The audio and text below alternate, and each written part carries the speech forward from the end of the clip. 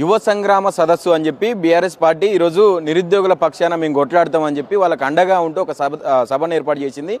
దాదాపుగా వారం 15 రోజుల నుంచి మేము అడుగుతూ ఉన్నాం పర్మిషన్ విషయంలో. ఇప్పటి వరకు కూడా ఎలాంటి క్లారిటీ లేదు, దాన్ని నిరాకరించే ప్రయత్నం చేస్తూ ఉన్నదని చెప్పి నాయకులందరూ కూడా మాట్లాడుతూ ఉన్నారు. ఒకసారి మనం కూడా మాట్లాడే ప్రయత్నం చేద్దాం, అది ఏం జరుగుతూ ఉన్నది. నిజంగా ఇంత పెద్ద సెటప్ చేసుకొని ఇంత భారీ బహిరంగ సభ ఏర్పాటు చేసుకొని ఇన్ని డబ్బులు ఖర్చు పెట్టిన తర్వాత ఈరోజు పర్మిషన్ లేదనంటే మరి ఎట్లా ముందలికి పోతా ఉన్నారు, ఈ అన్ని విషయాలు కూడా తెలుసుకునే ప్రయత్నం చేద్దాం. మనతో పాటు బీఆర్ఎస్వి రాష్ట్ర నాయకుడు రమణ్ ఉన్నారు, ఒకసారి మాట్లాడే ప్రయత్నం చేద్దాం. అన్న నమస్తే. అన్న నమస్తే అన్న.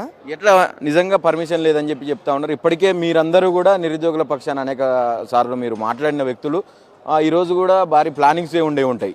ఇంత పెద్ద సభను ఏర్పాటు చేసినారు, రామన్న కూడా ఇక్కడికి రాబోతా ఉన్నాడు అని చెప్పి మీరు పెద్ద ఎత్తున మాట్లాడుతూ ఉన్నారు. మరి ఏంది పరిస్థితి, నిజంగా పర్మిషన్ లేకుంటే ఎట్లా ఉండబోతా ఉన్నది అన్న? తప్పకుండా పర్మిషన్ వచ్చినా రాకున్నా ఈ రేవంత్ రెడ్డి ప్రభుత్వానికి కింద కదులుతుంది. ఇలా యావత్ తెలంగాణ నిరుద్యోగులు ప్రతి ఒక్కరు కూడా రోడ్ల మీదకి వచ్చి తమ ఉద్యోగాలు ఏవి అని చెప్పేసి ఆ ప్రభుత్వాన్ని ప్రశ్నిస్తుంటే ఒక్కరికి కూడా సమాధానం చెప్పే ఆ మొహం లేదు. ఇలా క్లియర్గా అర్థమవుతుంది తెలంగాణ ప్రజలకు ఏంటంటే రేవంత్ రెడ్డి గారు ఎంత కుట్రపూరితమైన రాజకీయాలు చేస్తారు.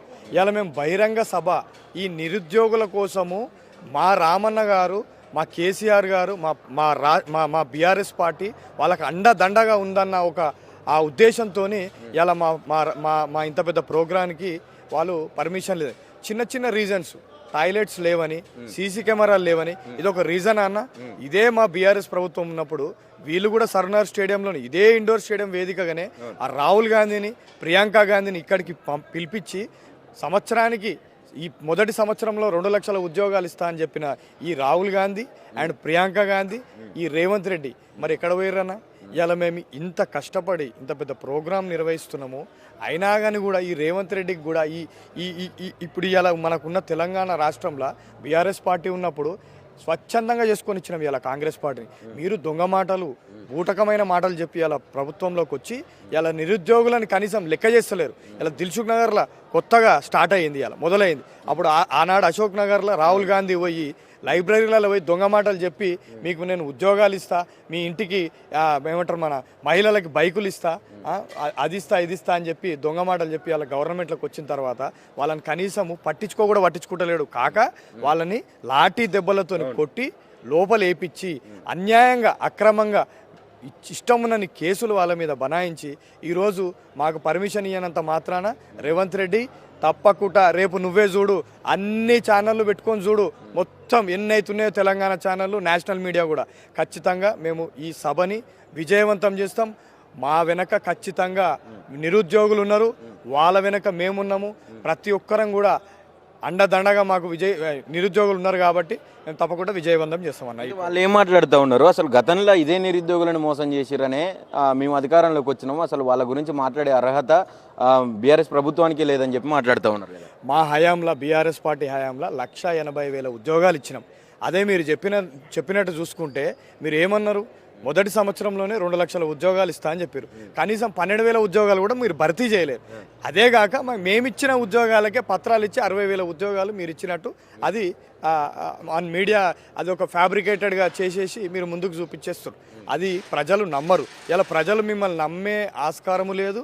అంతకు మించి మీరు కనీసం మీరు ఏమనుకుంటారు అంటే ఈ సరూనగర్ వేదిక మీరు ఎట్లయితే గవర్నమెంట్ వచ్చారు కదా, అదే విధంగా రేపు జరగబోయే ఈ సంగ్రామ సభకు నిరుద్యోగులు అందరూ వస్తారు, మీ పార్టీని బొంద పెడతాం, ఈ నుంచే మీకు నాంది వలుపుతామని చెప్పేసి మేము నిరుద్యోగుల తరపు నుంచి మా బీఆర్ఎస్వి ఖచ్చితంగా మిమ్మల్ని ఎదుర్కొంటుంది.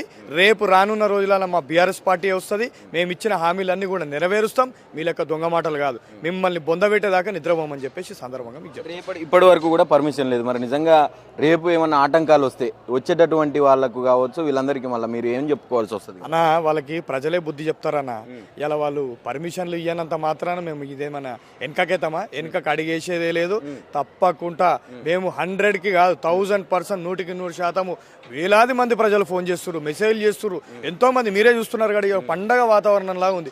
ఎక్కడ చూసినా కూడా నిరుద్యోగులు ఎప్పుడన్నా ప్రోగ్రామ్ ఎప్పుడన్నా అని చెప్పేసి ఎవడు ఆపినా, ఎన్ని బ్యారిగేట్లు పెట్టినా, ఎంత మిలిటరీలు పెట్టినా కానీ కూడా ఆగే ప్రసక్తే లేదు. తప్పకుండా మా రామన్న ఈ నిరుద్యోగులందరూ కూడా ఒక హామీ ఇస్తారు, ఒక అండ ఉంటారని చెప్పేసి రేపొద్దున మీరందరే చూస్తారు. ఈ రేవంత్ రెడ్డి కడుపులో ఆయనకి మసులుతుంది, రేపొద్దున అయిపోయిన తర్వాత ఆయనకే స్టార్ట్ అవుతుంది, ఈ ఫీవర్ అనేది స్టార్ట్ అవుతుంది. రేపొద్దున తప్పకుండా మేము వాళ్ళని బొందబెట్టే విధంగా మేము ఒక ప్రణాళిక రచిస్తామని చెప్పేసి మీకు తెలియజేస్తున్నాం. రైట్, ఫైనల్గానా అసలు రేవంత్ రెడ్డి ఉద్యోగాలు ఇవ్వలేదు, తిప్పి కొడితే 12,000 కూడా భర్తీ చేయలేదని చెప్పినాం. నేను 70,000 80,000 ఉద్యోగాలు ఇచ్చినా లెక్క పెట్టుకోండి, ఎల్బీ స్టేడియంలో పిలిపించి ఒక్కటి తక్కువైనా నా తల నరుక్కుంటా అని చెప్పి సవాల్ చేస్తాను. నిజంగా ఇవ్వకుంటే అటువంటి సవాల్ చేసే అంత ధైర్యం చేస్తాడంటే అన్న, ఫస్ట్ రేవంత్ రెడ్డి అనేటోడే మోసగాడు. అసలు ఆయనకి సీఎం పదవి ఎట్లిచ్చిర్రో ఆ కాంగ్రెస్ పార్టీలో ఉన్న మంత్రులకే తెలియదు. ఫస్ట్ ఆఫ్ ఆల్ ఆయన సీఎం సీట్లో కూర్చున్నాడు, ఆయనకే ఏ రోజు ఆయనకి సీఎం పదవి ఇచ్చిన రోజు ఆయనకు నిద్ర పట్టలేదు. నేను సీఎమేనా నిజంగా ఇప్పటికి కూడా ఆయనకు తెలియదు. ఎవడైనా సీఎంలా యాక్సెప్ట్ చేస్తలేరు తెలంగాణ రాష్ట్రంలో, ప్రజలు ఎవరు కూడా ఇస్తలేరు. ఆయన అంటుండగా తల నరుక్కుంటా అని, ఆయన నెల రోజులకే నడుక్కోవాలి అసలు. అయితే మరి నువ్వు ఉద్యోగాలు ఇచ్చినప్పుడు మరి ఎందుకన్నా అశోక్ నగర్లోనే ఇదివరకు మా పార్టీ ఉన్నప్పుడు అశోక్ నగర్లో పోయి ఏదో హంగులు చేసిరు, మరి దిల్సునగర్లో ఎందుకు కొత్త రెబల్ స్టార్ట్ అయింది? మరి ఎందుకు ఈ నిరుద్యోగులు రోడ్ల మీదకి వస్తారు? అట్లనే రాష్ట్ర వ్యాప్తంగా నడుస్తుంది. ఈ దొంగ మాటలు చెప్పినంత మాత్రాన, ఈ నీతి మాటలు చెప్పినంత మాత్రాన ఎవరు నమ్మే ప్రసక్తి లేదు. రేవంత్ రెడ్డి గారు చిన్న పిల్లగాని కాడికెళ్ళి బుడ్డ ముసలామె దాకా చెప్పినా కూడా నీ చరిత్ర చెప్తారు. నువ్వు చేసేవన్నీ అరాచకమైన నిరంకుశ పాలన చేస్తున్నావు ఇవాళ రాష్ట్రంలో. ఆ రోజు అన్నావు కదా ప్రజాపాలన ఏడుందా నీ ప్రజాపాలన? నువ్వు నీ నెత్తిల కొట్టుకొని ప్రభుత్వాన్ని ఇవాళ నీకు నిరుద్యోగులే రేపటి నుంచి నీకు సమాధానం చెప్తారు. నీ ముఖం చాటేయాల్సిన టైం వస్తుంది.